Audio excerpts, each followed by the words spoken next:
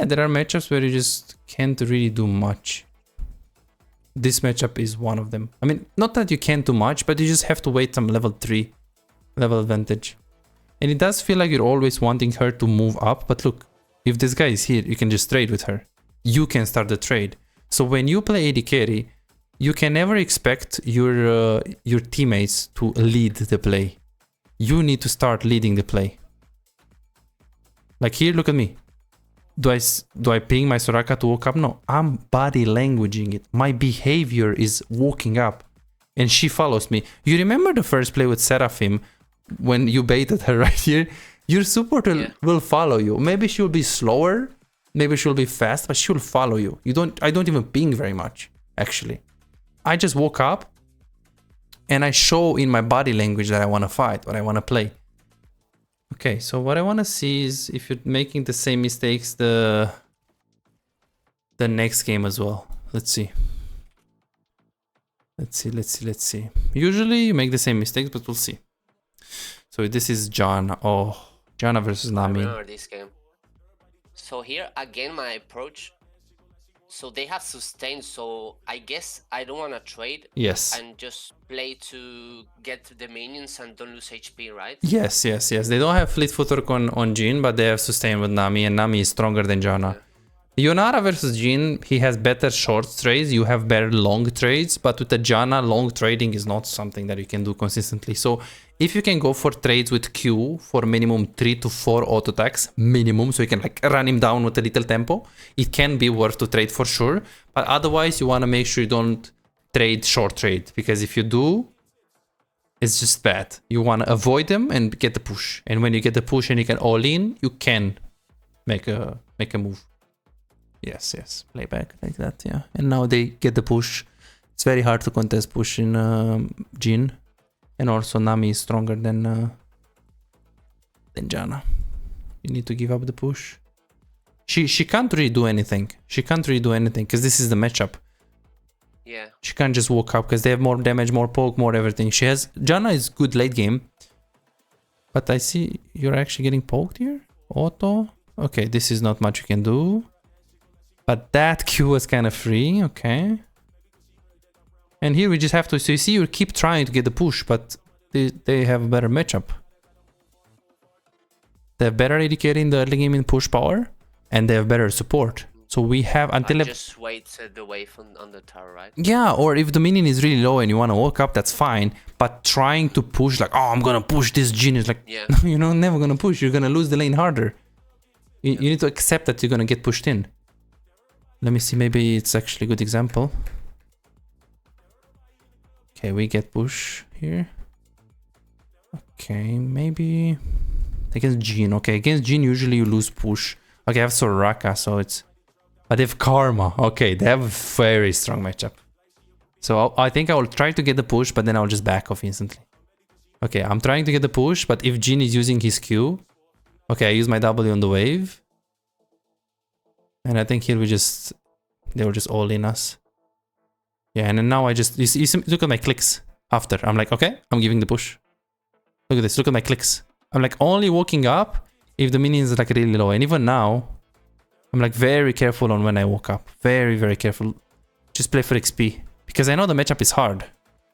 They will just get push. I will try to not lose my HP. And I'm playing very safe. I'm trying to hit the minions only if it's super safe. Only if it's safe.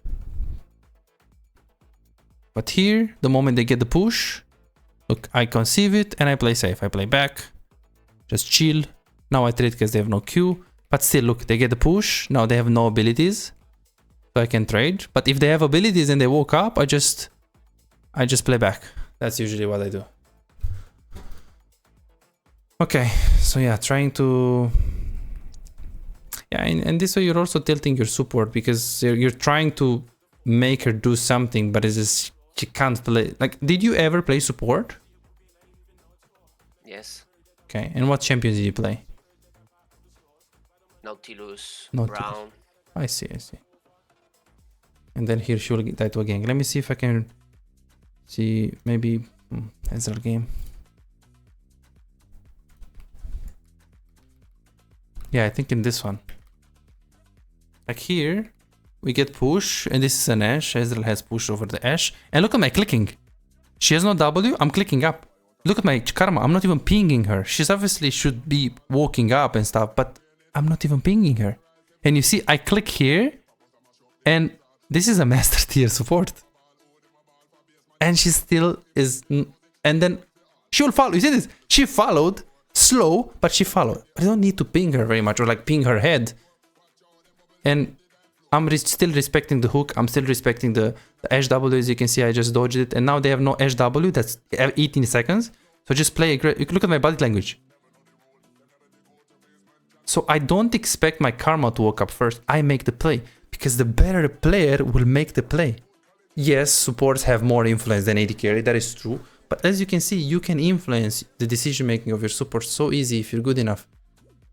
You see, she's like NPC. She doesn't do anything. I just literally walk up and I attack them. But she will follow. Your support will follow.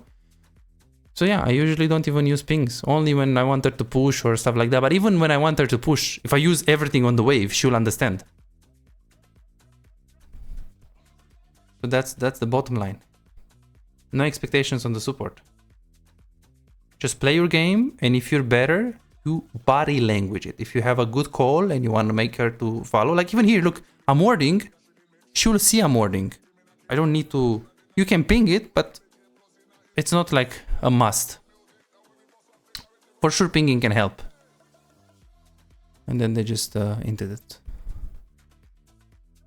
Yeah, same thing here, look. Look at this. No hook. Look at my body language. She didn't even want to walk up. Look at her. She's pussy. She's NPC. Look at her clicks. She's clicking back, by the way. But look at me. I'm the better player. I'm leading the play. So how do I do it? I walk up and I hit them. Like now they have no hook. So I miss my Q, but that's just my bad. And here I just get the play. Now they have hook again. So I need to be careful. I W, I E, dodge the hook, Q. So I lead the play. I don't expect my support to lead the play. Okay. So yeah, like that. I guess she still did lead the play, I think. Yeah, she did lead the play, but you also like body language it up. But for the play before, like, could you go like 5 seconds a bit forward? I think I don't take the trade because I see Janna positioning so far. So if I'm starting trading with Nami, Jhin now, like Jhin will walk up through me and it will be like a 2v1. But you're gonna be here. Yeah, so just trade with him and space in the Jhin, right? Yeah, you can just go like this. If you get like 2 to 3 attacks and you get her like this, you can even flash over the wall and keep going on her. And Jhin is hard to get to you if you just click here, click here, click here, click here, flash over the wall, click here, click here. You're going like this. You're running from Jhin as well. Yeah. Okay, I got it. Because you basically like look at this Jhin positioning. If you're right here, like what are you gonna do? This is his range. Maybe he can double you, but that's it. This Nami is trolling a lot. She's trolling. She's trolling. And Jhin is also trolling here as well. Yeah. They both trolled. Are you an AD carry main who feels like no matter how well you play, win the lane, make good decisions, play mechanically well most of the times, but you still have no real impact? You crush it one day, win 5 games in a row and feel unstoppable, but the next day you lose every single game and start doubting yourself. Am I even a good AD carry? What can I do if enemy top lane and mid lane are so fed? Imagine a world where you never let the lead slip away. You know exactly how to push your advantage, exactly when to rotate at the right time, and how to control objectives so you can snowball the game. A world where as AD carry you don't feel forced to make risky plays and you don't drop your lead. But you don't have to imagine it, you can make it a reality. This is Martin. He was grinding games, watching guides and trying his best, but none of it seemed to work. The problem? He was focusing on the wrong things. You don't improve just by playing more games, you improve by fixing the small mistakes that cost you wins. And that's a problem that most AD carry face. From Platinum 3 to Diamond in 2 months. Billy found himself making the same mistakes over and over again, engaging at the wrong time or mispositioning in teamfights, dying for no reason, and he even knew some of the mistakes, but he didn't know how to fix it. He would find himself guessing what to do next, unsure whether to push, rotate or fight while feeling completely lost in the mid game. Now, he knows exactly what to do at every stage of the game and his results speak for themselves. Silver to Emerald in a month. Shaquille went from Diamond 4 to Challenger. Alex went from Gold to Grandmaster, and they are not alone. They are part of a growing community of over 3,254 players who have taken coaching and transformed their gameplay. But here is the truth. This was not overnight, and it was not effortless. Shaquille spent 2 years grinding to reach Challenger, not by playing more, but by playing smarter. Alex dedicated 26 months refining his skills and climbing to Grandmaster once he started focusing on what actually matters. So no, this is not a one session and you'll climb instantly, promise. If you're looking for that, if you're looking for a shortcut, this isn't it. But if you're willing to put in the time, willing to put in the effort, apply the right mindset and focus on the details that actually matter, this is the proof that coaching actually works. You're closer to being a great AD carry than you think. Most players just need to uncover what's actually holding them back. That's it. You could keep grinding, watching random guides and hoping for progress, but how much time will you waste before realizing something is missing? You could finally find the real mistakes that have been keeping you stuck and start making real progress. You have already put in the effort. Now let's make sure it pays off. Book your coaching session now at bizaz.com. Yeah, so much to learn actually, I see now. Because otherwise you wouldn't have that win rate if you're not doing something clearly wrong. And this gank, honestly, even a challenger player will get this gank. It is a timer, like you should expect. It is 310. As I told you, after 255, it's very obvious. But I wouldn't expect him coming like... Because you are in the tower, look at your positioning. I don't expect Karthus to gank me here when I'm almost into my tower. But yes, it is a normal timer. It's a basic timer. Your Nocturne is top. He just took the enemy scuttle. Where is enemy jungle? It's not like rocket science to know that if he's not top, he's definitely bot. So this is like something that you can prevent. And all of these things, you can do these things. And you've got 1 kill. You're behind in farm. I mean, you're not actually out of the game. Look. Yeah, same thing. You win this really hard. You see how many minions you have. But now, after this, should I still clicking? Yeah. Should I still fight? You win. Look at how many minions you have. Every minion does 9 damage per second. Like this whole army shooting the Jhin. Yeah. Oh my god, yeah. So Because I should stay in the bush and fight, yeah. Because you guys can hit Jhin, but Nami is here. And if Nami tanks the minions as well, it's like... If you ward the brush and he hits you, you guys win that. But now, he killed your minion, so now you can't trade. So yeah, it's trading around abilities, trading around cooldowns, and understanding what we're supposed to do in a lane. Because if I'm playing Janna and she gets counter-picked, I don't know if she picked before or after, that I don't care. But it's just better matchup. It's just that's how a matchup plays. Because even if you play in like Challenger or like Super High Elo, it's the matchup. It's just not much you can do. Let me see if I can find some games. Master AD carry. Get push win lane. Played way too aggressively in a lane that I'm supposed to play to not lose. Look, this is a Master Grandmaster Kai'Sa, and she punished me because she's human. And it's Elise against Nami. Elise is like a Nautilus, so she's good into Nami, and it's Kai'Sa into Ezreal, a matchup that is historically bad for us. So I should get push, and I should play slow, and I should look to poke. What I did is I try to trade constantly. Instead of playing for the push, I try to Q them. And then we got caught, I missed my Qs. All what I had to do is play to push and then poke. And I failed it. And I'm losing push against Elise level 1. So this one I failed it. But here you wanted to push. Isn't a good place the wave, like, for example, like that, where you have? Or under the... Because if you're catching the wave under a tower, Elise is kinda useless, right? Yeah, it's kinda useless now, but then it's gonna slow push into her. And then she can kill me on the next wave if I don't crush. Or on the next wave when the waves will be in the middle. It's always better to push them. Because I can pressure them, I can hit them under the tower, they can't really do anything. If I just poke them under the tower, they can't really play the game. Look, I have Caitlyn, so I have range matchups, and I think here I had Nami versus Smolder Seraphim. So what I do is I know I have more range. So I just want to get control of the lane. I just want to play brush. I don't even want to push because I know that I just have push by default. And I just want to get control of the lane, which I did. And now I just want to push. For every minion, she's going to pay for it. Look. This is so much better than getting pushed under the tower. And what can Smolder do? It's just over. He just flashed in barrier, but he's just so tilted. He can't do anything. And this is Master Tier Robbie. He has 5 farm, I have 20. Yeah. He really can't do anything. And now we just freeze. Because my jungle is topside and he wants to get Krugs, so I don't want to fight here. So I just play for my jungle. Yeah, that's basically the bottom line. Okay, I think it's probably... Do you have questions about these games or anything that we should talk about before we make the notes? No, I think everything's pretty clear. Okay, so what do you think are the main takeaways for today's lesson? Track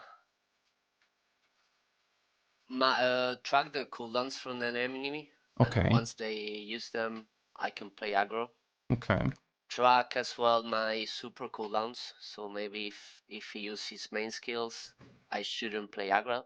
Okay. Because he won't follow me. True. What else? The minion, the wave. Maybe stop autopilot and push and think about if I should slow push or track jungle.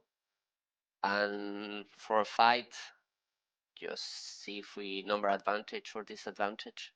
Yes. Play patiently. Okay. Okay. So macro fighting management, I'll call it, and we say before a fight, before committing into a fight, we want to do a checklist. First, look at the number advantage and disadvantage.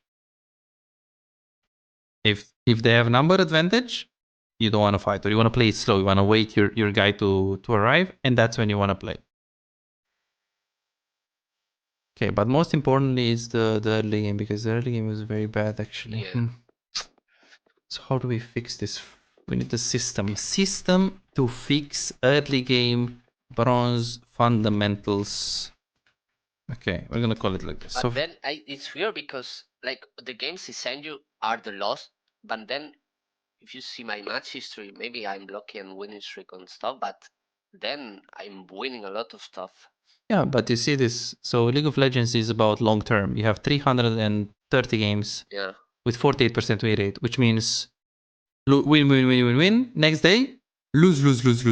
Next day, win. Why? It's because you play against people that also have the same issues with you, like you. And then when you have a good team, you win. When you have a bad team, you lose. Very simple.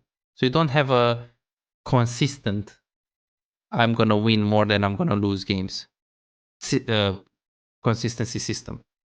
You're just coin flipping, you know? You're doing the same decision making every single game. If your support is smurfing, you win. Carry bot. Yeah.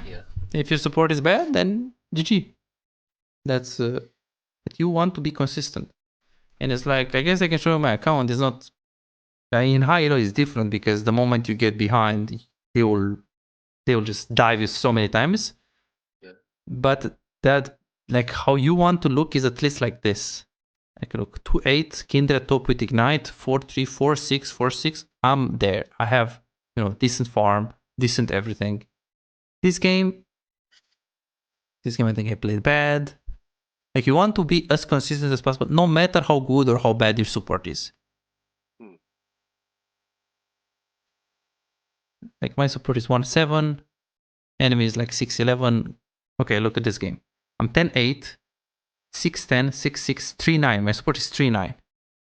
and I'm still doing the most damage playing the game. You know, we just want to be as consistent as possible. It's not always possible to be like that, but look at this game. 5-7, 8-10, Brand mid, 4-4, 4-12. But I still kept on playing the game and kept on, you know, being consistent. And you won't always be able to do that, but you want to do more. In low elo, it's a lot more possible than in high elo. Look at this. 2-3-8, 4-8, 1-6, 2-8. Every round is inting. Yeah. And then, okay, maybe this game is a good example. Okay, this was even. Maybe this game. Look, 10-8. 4-8, 2-10, 4-7. And I'm still, look at my damage. I'm still consistently good. I have 9.2 farm. Like this, the better you are as a AD carry, the better your games will look. Even the lost games, you will do damage, will have good stats. But if you have bad stats, it's just you're part of the problem as well. So as you can see, every game, look, 3-6, 3-10, 2-8, 2-6, I'm 12-8. Playing Ashe into some champions that can just obliterate me, but still, I'm consistent. I have good decision making. I still lose the game, but I will show that I'm the best player in that lobby. Because the way you play is like, you'll either int or 1v9. That's it. There is no in between. There is no like, you know, even or... So first, you gotta assess the matchup with the AD carry versus AD carry, support versus support structure, and decide whether is a matchup that you want to win, that you play not lose, or it's skill. As I showed you, Draven Nautilus versus Yuumi Twitch. Yuumi Twitch has to just play safe. Draven has to smash. But if you play Caitlyn Karma versus Ezreal Nico, it's skill. So think about what kind of goal you have in the lane. Second is identify the most important ability of the lane for our matchup and their matchup, and find out the cooldown. Here, it's Thresh, 18 seconds. Thresh Q. Why? Thresh Q, because that's the most important ability that they have. And here, Lux E and Lux Q, they're both 11 seconds. Now they got buffed to 10 seconds. Okay, so I want to play around them. This is what I have to do every single game. And the third would be play around the minions. Before you get into a fight, gonna count them how the minions you had, because so many situations, and you remember, you have so many minions, but you're not thinking, you're like, oh, I'm just gonna play safe. It's like, but why? The minions do a lot of damage. A lot of damage. Yeah, this one right here, you remember. They can't just tank the minions like this. You just water the brush, yeah. The minions will just too much damage. Too much damage. $5. If you have problems improving and getting better in the game faster but cannot afford booking coaching, on my Patreon you can access more than 627 VOD reviews, premium videos about how to wave management, mid-game macro, and tier lists that will show you the best champions to climb and to improve for your elo. And these are not on YouTube, this is only on Patreon, they're exclusive. Moreover, you can participate in the free coaching waiting list to get a premium VOD review. I'm giving away 2 free VOD reviews every single week. All what you need to do is simple 2-step process. Subscribe to my Patreon and share your OPGG, and voila, you are on the waiting list. You're gonna get a personalized VOD review for any game in your match history.